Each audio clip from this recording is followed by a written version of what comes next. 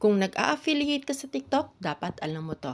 Hi guys, this is Mabis Tutorial. Pag-uusapan natin ngayon, magkano na nga ba yung kinita mo sa isang video mo? Paano mo malalaman yon? So, syempre, ang una natin gagawin, kailangan natin pumunta sa ating TikTok app or i-open natin yung ating TikTok application. Punta lang tayo sa ating profile kung makikita ninyo ganyan, no? Dito sa may line na to, itong pinaka first line na yan na may arrow pababa, i-click lang natin yan.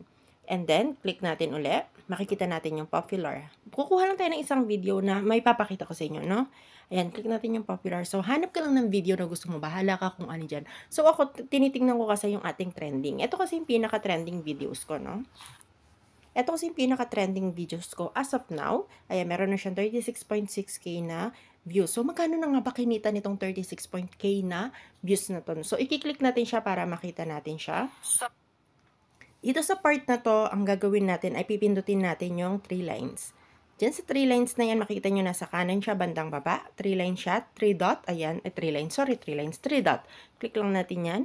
Pag na-click natin yung 3 dot natin na yan, i-click natin yung analytics. So, yung analytics na yan, nasa kaliwa natin sa pinakababa. Click lang natin siya. So, dito sa loob ng analytics na to, makikita mo, eto siya. Eto yung 36k na views. May nag-heart na 117, meron siyang comment na 16, ayan, may nag-share sa kanya na 12, at meron naglagay sa kanya sa favorite ng 31. So, dito sa analytics ng video natin na to ay kumita na siya ng $93.79. So, ito na yung commission na kinita nitong video lang na to, no? Itong video lang na to, $93.79. So, convert mo na lang yon into pesos. So, almost nasa 4,000 plus na siya, no? So, itong video lang na to. So, ito yung kinlik ng buyer, pinanood ng buyer, tas may basket kasi to, din kinlik niya yung basket, at dun siya bumili. Kaya, itong video na to, nakapag-earn na siya ng $93.79. So, ayan, no? Ito yung kinita niya. So, ayan po siya, no? So, makikita nyo kung ano man video yung gusto ninyong makita. And, sample tayo another one.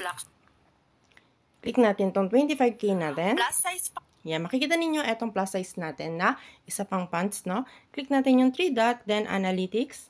Pagdating dito, makikita ninyo ang kinita naman nito ay nasa $26.61. Ito na yung kinita niya, $26.61. So, yung $26.61, sabihin na natin na 50 pesos yung palitan sa peso. So, kumita na siya ng 2,500. So, guys, sana may naitulong ako. That's all for today's. At kung nag-affiliate ka sa TikTok, subscribe mo na ako para sa mga simple at saka madali nating tutorial para malaman ninyo kung ano ang nasa loob ng inyong TikTok shop. That's all for today's, guys. Thank you and God bless.